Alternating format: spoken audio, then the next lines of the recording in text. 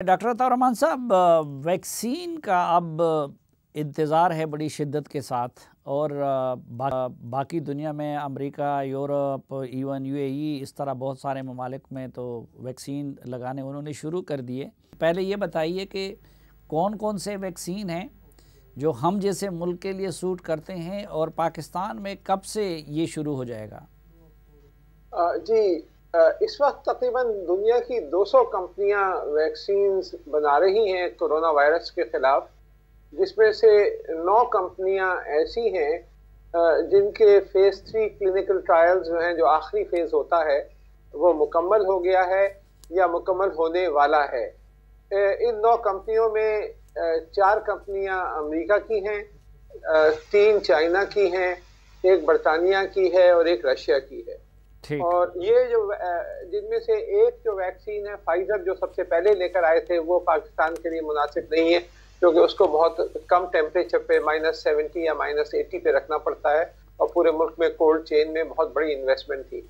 बाकी जो वैक्सीन हैं उसमें से मुख्तलिफ टेक्नोलॉजी इस्तेमाल हुई है, जिसमें से एक नई टेक्नोलॉजी जो मैसेंजर आरएनए को इस्तेमाल करती है, ये फाइजर ने और मॉडर्ना ने, दोनों ने ये नई टेक्नोलॉजी इस्तेमाल की है। और उसके बारे में बहुत सी अफवाहें भी आपने देखी होंगी कि आपको आपकी शख्सियत को बदल देगा वगैरह वगैरह। लेकिन जो चाइनीज वैक्सीन हैं, ये 3 कंपनियां हैं, एक सीनोवैक है, एक कैंसिनो बायो है और एक सीनोफार्म है।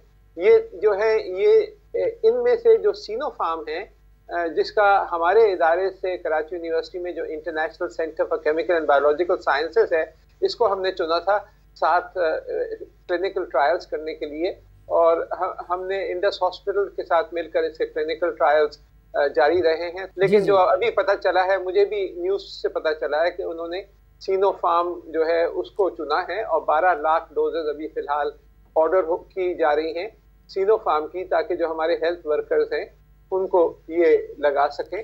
और फिर उसके अच्छा डॉक्टर साहब, एक तो पाकिस्तान में और हमारी दुनिया में होता है जो कंस्पिरेसी थ्योरीज अब वैक्सीन से मुतालिक भी हैं, लेकिन जो चाइनीज़ वैक्सीन के बारे में एक ये बात की जा रही है कि जी उसका डेटा पूरी तरह शेयर नहीं किया गया है पाकिस्तान के साथ और उसकी पूरी तरह से उसी तरह तज्जिया नहीं हुआ है। तो ये बात दुरुस्त है, यानी हम उस पर चाइनीज़ वैक्सीन पे ट्रस्ट कर सकते हैं, क्योंकि अब तो गवर्नमेंट ने फैसला कर लिया?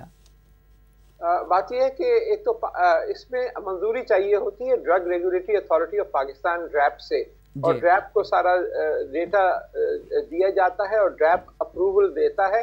उसके बाद ओपनली उसको इंपोर्ट कर सकते हैं।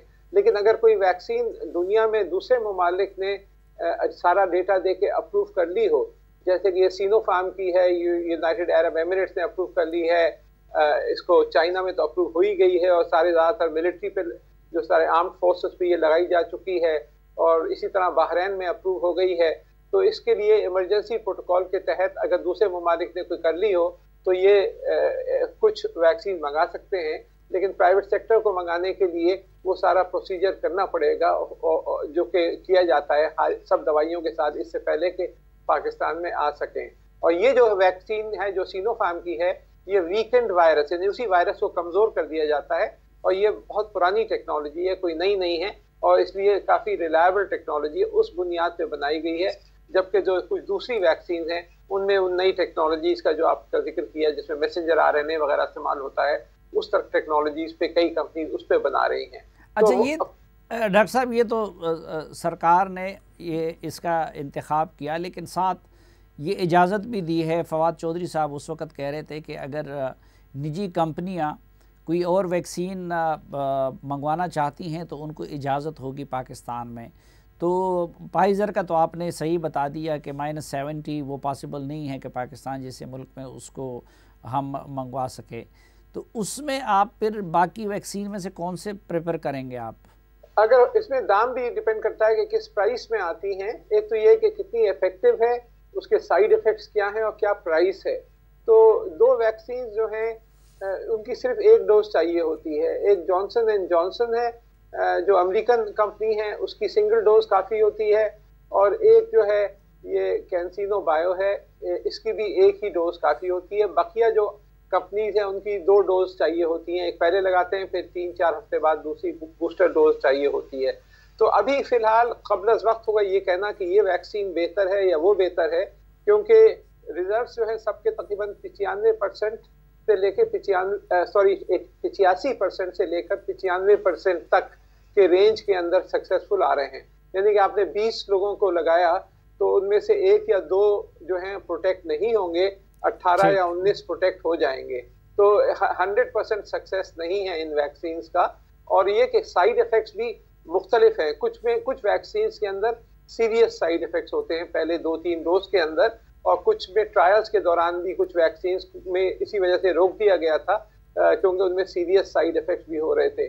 तो इस वजह से अभी क़ब्ल अज़ वक्त है, जब मार्केट में आएंगी 4-6 महीने 8 महीने लगेंगी फिर पता चलेगा। और सबसे अहम ये पता नहीं है कि कितने अरसे तक आपको प्रोटेक्ट करेगी, क्या वो 6 महीने तक प्रोटेक्ट करेगी या 2 साल तक प्रोटेक्ट करेगी, कितनी दिन बाद आपको दोबारा लगानी पड़ेगी, इसके बारे में किसी कंपनी का कोई डेटा मौजूद नहीं है, क्योंकि वायरस भी नया है और ये सारी तहकीक जो है 1 साल के अंदर हुई है। आमतौर पर 4-5 साल लगते हैं इससे पहले कि वैक्सीन डेवलप होके आए।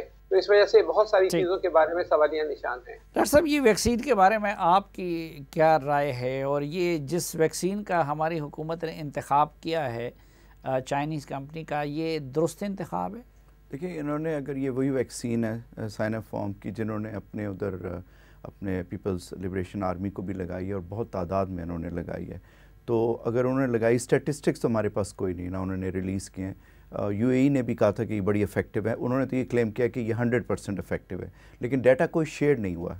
तो अब अगर उन्होंने अपनी आर्मी को लगाई है या अपने लोगों को इतने उसमें लगाई है, तो डेफिनेटली कुछ चीज़ ऐसी है जो मतलब इफ़ेक्टिव होगी तो लगाई है और उसके साइड इफ़ेक्ट नहीं होंगे। तो वो पहली बेट तो वही है कि हमें वही वैक्सीन लगा लेनी चाहिए। दूसरी वैक्सीन्स का जहाँ तक ताल्लुक़ है, देखें वो जैसा डॉक्टर अतार रहमान कह रहे हैं ना कि ये बड़ी नई टेक्नोलॉजी है, नई चीज़ है, और जिस तरह ये वायरस म्यूटेट कर रहे हैं, हमें हर चीज़ वैक्सीन के ऊपर नहीं रखनी। अगर हम सिर्फ वैक्सीन पे ही लेके बैठ जाएंगे, ये आएगी और हमें एक डोज़ लग जाएगा और उसके बाद हम सारी उम्र इस वायरस से प्रोटेक्शन मिल जाएगी, तो ये गलत बात है।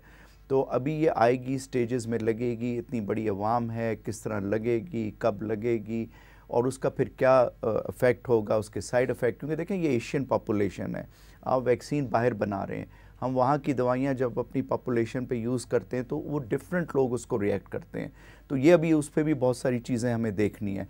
तो मेरा ख्याल है कि ये बहुत जल्दी हम वैक्सीन की बातें और उसके ऊपर हम बड़े खुश हो रहे हैं और वो करें। हमें जो करना चाहिए वो यही है कि हमारे जो वैक्सीन है या हमारा जो प्रोटोकॉल है, तवज्जो तो हमें देनी चाहिए और पहली फुर्सत में मंगवानी चाहिए, वो बिल्कुल हमें करनी चाहिए, लेकिन उसके साथ हमें ये भी देखना है कि जब तक वो आएगी, लगेगी, हम इस बीमारी में अंदर जाते जा रहे हैं, वायरस हमें अटैक करता जा रहा है। तो वो कहते हैं ना कि prevention is better than cure. Cure तो है ही कोई नहीं, वो भी प्रिवेंशन के तौर पे आएगी, वो भी कोई 100% प्रिवेंशन नहीं है। जिस तरह वैक्सीन फ्लू की है, नमोनिया की है, हेल्दी इंडिविजुअल्स में भी लगी है, वो ट्रायल्स होते हैं, वो 60 to 65% इफेक्टिव होते हैं। मतलब अगर आपने 100 लोगों को लगाया तो 65 लोग को इफेक्टिव होगी, 35 लोगों को नहीं होगी। तो ये कोई भी वैक्सीन 100% इफेक्टिव नहीं हो सकती। अच्छा, ये डॉक्टर साहब आपने एक ये जो, क्योंकि आप जैसे बंदे की ज़ुबानी अगर लोग साइड इफ़ेक्ट की बात सुनते हैं तो वो पाकिस्तान में उसको कई मानी पहनाए जा सकते हैं।